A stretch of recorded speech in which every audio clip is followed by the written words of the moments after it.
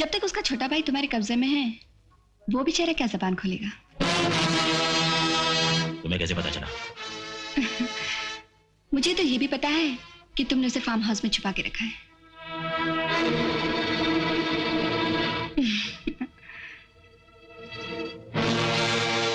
तुम्हारा यहां नजर आना खतरे से खाली नहीं है। हो सकता है किसी ने तुम्हें अब्बास के साथ देख लिया हो। बात किसी ढंग से भी बिगड़ सकती है। तुम अपने फ्लैट में शिफ्ट हो जाओ, मैं तुमसे वहां मिलने आऊंगा। Okay darling, see you, bye bye.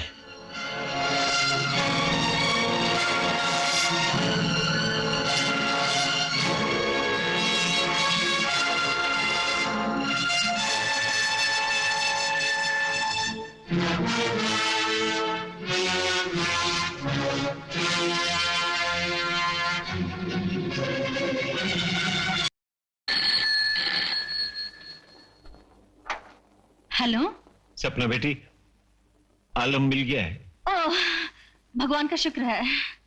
मगर जख्मी है वो, किसी ने उसे गोली मार दी है। गोली मार दी? कहाँ वो? गांधी अस्पताल में, मैं वहीं से बोल रहा हूँ।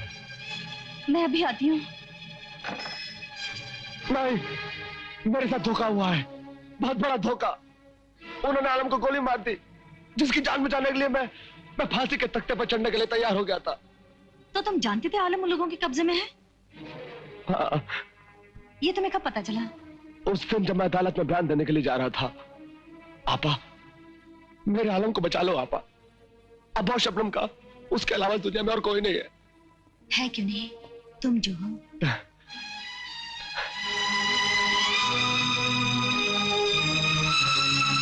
क्या ये सच है? हाँ, ये उस दिन भी सचेत था, जिस दिन तुम कानून के नशे में मेरी बात सुनने पर तैयार ही नहीं थे। Oh my God. अभी वक्त है विजय, कुछ करो। मेरे होते हुए बेगुनाह फांसी पर नहीं चढ़ सकता। कहाँ है आलम? मैं बताती हूँ।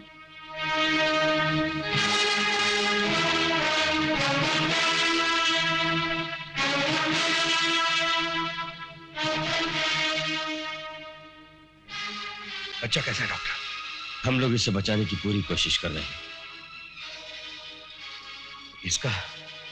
इसका बचना बहुत ही जरूरी है डॉक्टर, बहुत जरूरी। Let's hope for the best.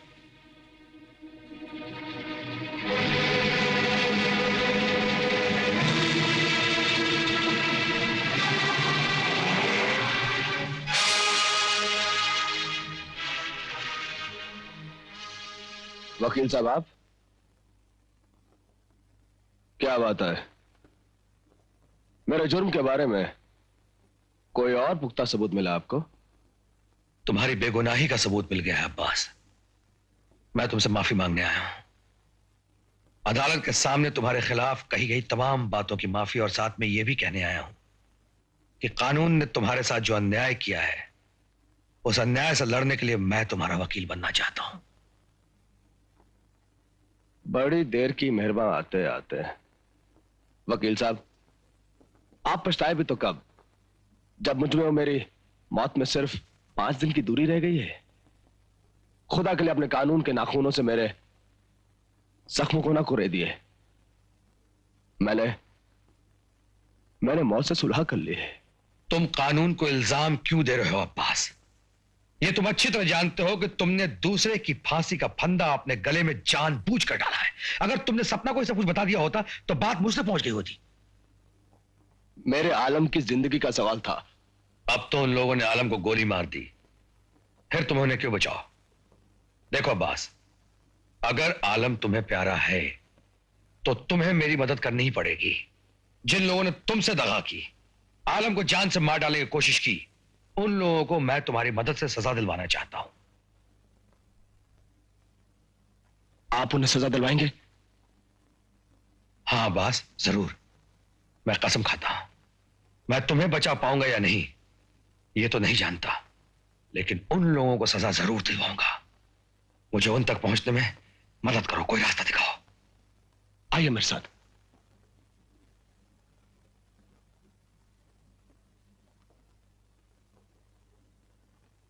यह है वो मैडम जिसने मुझे ड्राइवर रखा था और विक्टोरिया हॉस्पिटल के सामने वाली बिल्डिंग में भेजा था।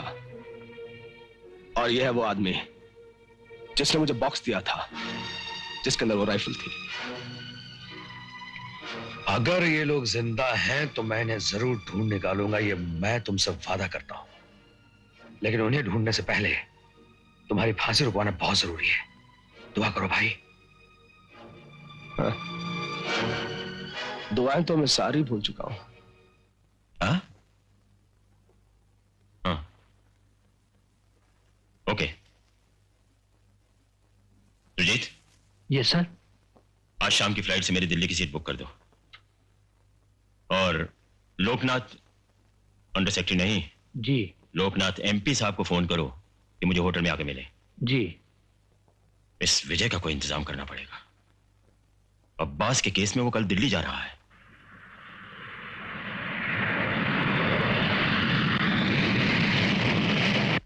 मान्यवर विद्वान दामोदर जी, प्रजातंत्र में ये सब कुछ जरा कठिन सा लग रहा है। आप भी कमाल करते हैं लोकनाथ जी। आप लोगों को एमपी मैंने बनवाया, लाखों रुपए आप लोगों को चंदा दिया, और आप इतना छोटा सा काम नहीं कर सकते। वो विजय मेरे रास्ते का कांटा बनता जा रहा है। अगर उसका बाप मेरा दोस्त नहीं रहा होता तो बॉम्बे में उसका इलाज कर देता। उस लड़के पर दिल्ली के सारे दरवाजे बंद करवाना आप लोगों का काम है। उस जज पर तो दबाव बिल्कुल ही डलवाया नहीं जा सकता। कुछ 2 साल पहले मैंने मिनिस्ट्री के एक दोस्त से उस पर दबाव डलवाने की कोशिश की थी। उसने फौरन अपना इस्तीफा दे दिया। विद्वान, मुझे लगता है कि इसका प्रबंध हो सकता है। वो कैसे? कागजात आगे ही ना बढ़े, टेबल की भूल भुलैया में ही घूमते रहे, फाइल इधर से उधर हो जाए।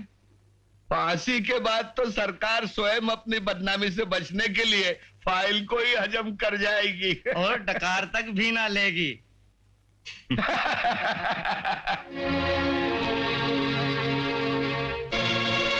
I am sorry mister Vijay Kumar, मैं कुछ नहीं कर सकता। लेकिन ये किसी की जिंदगी और मौत का सवाल है। वो तो ठीक है, पर सरकारी काम सरकारी तरीके से ही होगा ना।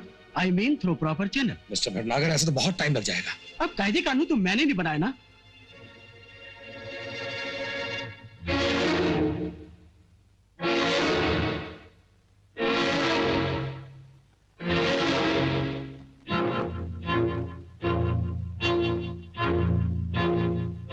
देखिए, मैं कुछ नहीं कर सकता। मेरे पास वो फाइल अभी तक पहुंची ही नहीं। फिर वो फाइल गई कहाँ? देखिए, यही कहीं होगी, ढूंढिए प्लीज। कल तो वो फाइल मुझे किसी भी हालत में मिल जानी चाहिए।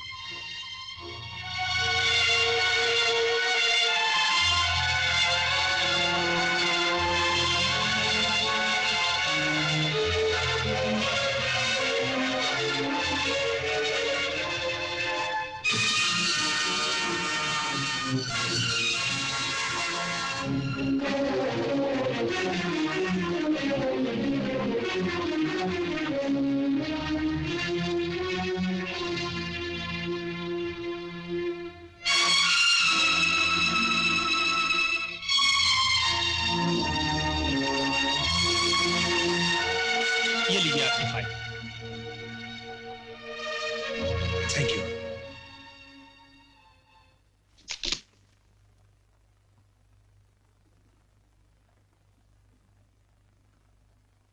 जेला साहब, दिल्ली से कोई खबर आई?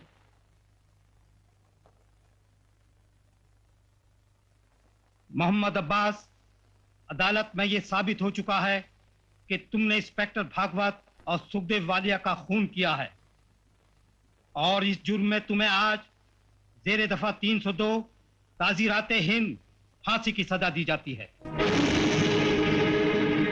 यहां पर दस्तखत कर दीजिए।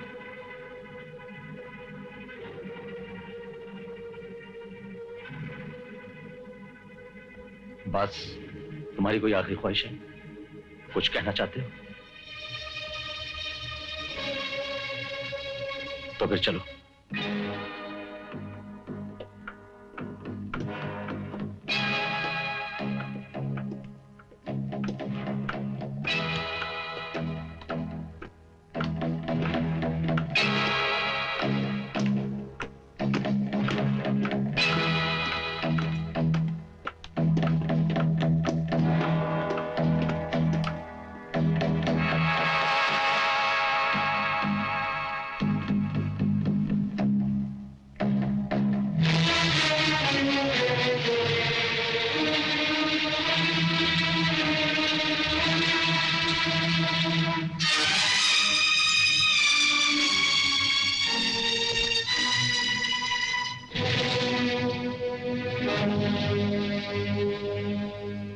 जेलर साहब, आप पूछ रहे थे ना कि मैं कुछ कहना चाहता हूं। हाँ, मैं ये कहना चाहता हूं कि कानून ने मेरे साथ बड़ी बेइंसाफी की है, और ऐसा इसलिए हुआ है क्योंकि मेरे पास दौलत नहीं है। मेरा जुर्म सिर्फ इतना है कि मैं बेगुनाह और गरीब आदमी हूं, और हर जगह की तरह अदालतों में भी कानून कम बोलता और पैसा ज्यादा बोलता है। अगर मैं भी पैसे के जोर पर किसी बड़े वकील की मदद से इंसाफ खरीद सकता तो यह फांसी का फंदा मेरी गर्दन तक कभी नहीं पहुंच सकता था। लानत ऐसे समाज पर, कानून के उन अंधे मुआवजों पर जो एक बेगुनाह गुनहगार में फर्क नहीं समझ सकते।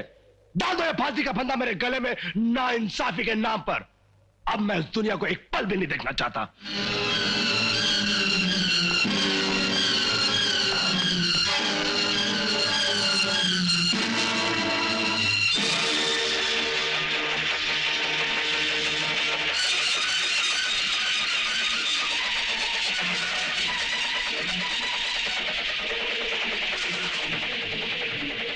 जानते हो तुमने कितने शानदार भविष्य को ठोकर मारी है?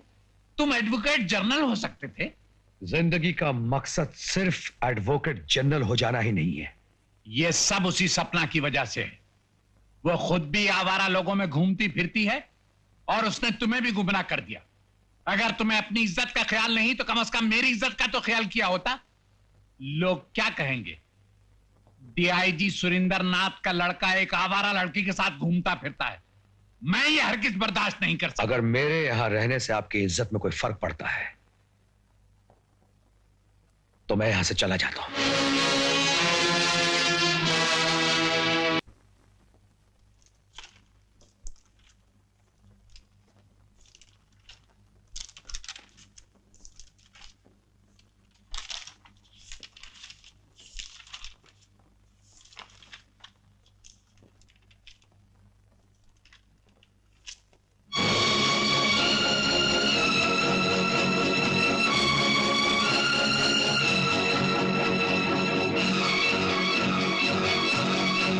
मैक है, पूरा नाम है मैक जेफरसन, कैथलिक, उम्र 35, बैचलर, जेल के बाहर से ज्यादा जेल के अंदर रहता है, लेकिन कोई बड़ा जुर्म नहीं किया।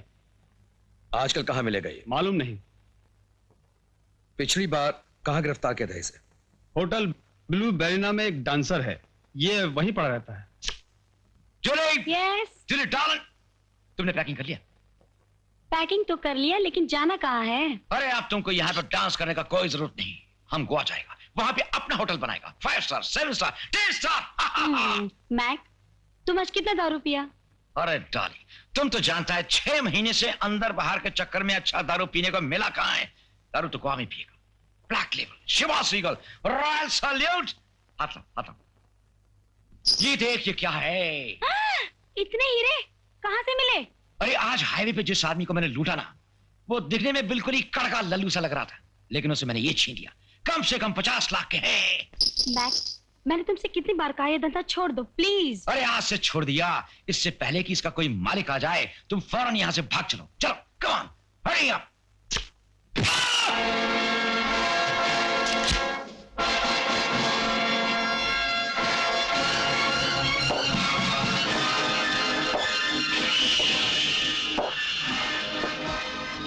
मैक, आज हाईवे पे जो तुमने हीरे लुटे वो मेरे थे। तुम्हारी भलाई इसी में है कि मेरे हीरे मुझे वापस कर दो। कौन से हीरे? हम तो आज उधर गए ही नहीं। देखो, मेरा नाम मानका है। मैं इस शहर में हर आदमी की खबर रखता हूँ। मेरा माल मुझे वापस कर दे, वरना मुंडी तोड़ के हाथ में रख दूंगा। मेरे पास टाइम नहीं है।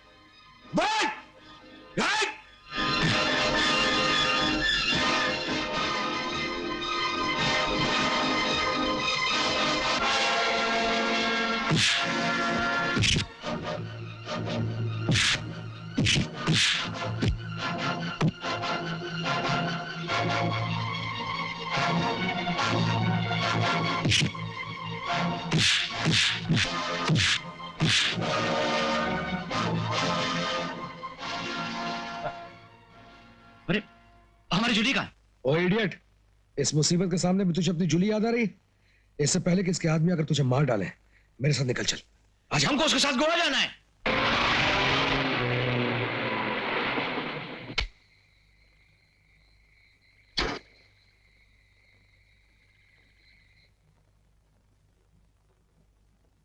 ब्यूटिफुल।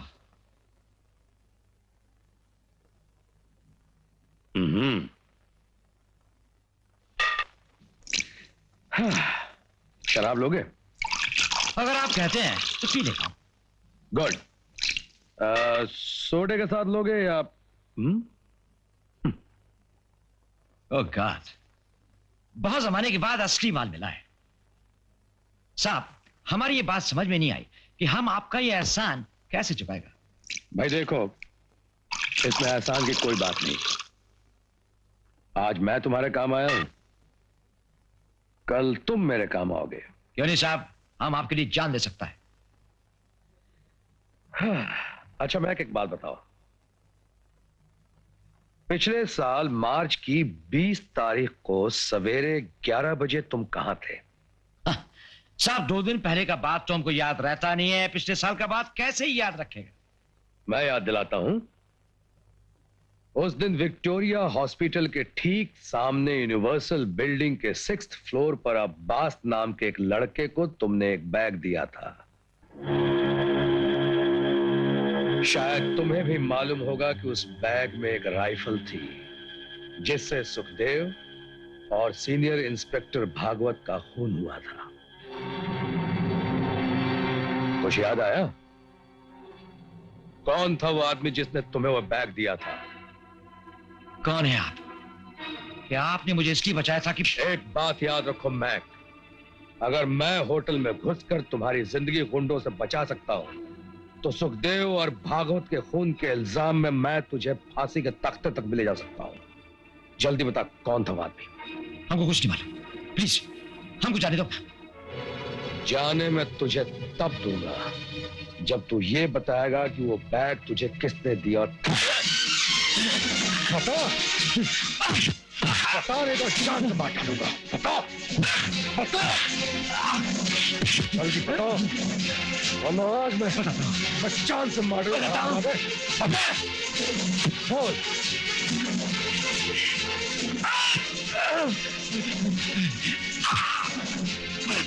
जल्दी बता कौन था वो? दामोदर सेठ। दामोदर सेठ? हाँ। कमीने, इतने बड़े शरीफ आदमी के ऊपर झूठा इल्जाम लगाते हुए तुझे शर्म? नहीं, मैं सच बोल रहा हूं साहब। शुरू में हमको भी नहीं मालूम था वो कौन है, बाद में मालूम पड़ा वो दामोदर सेठ है।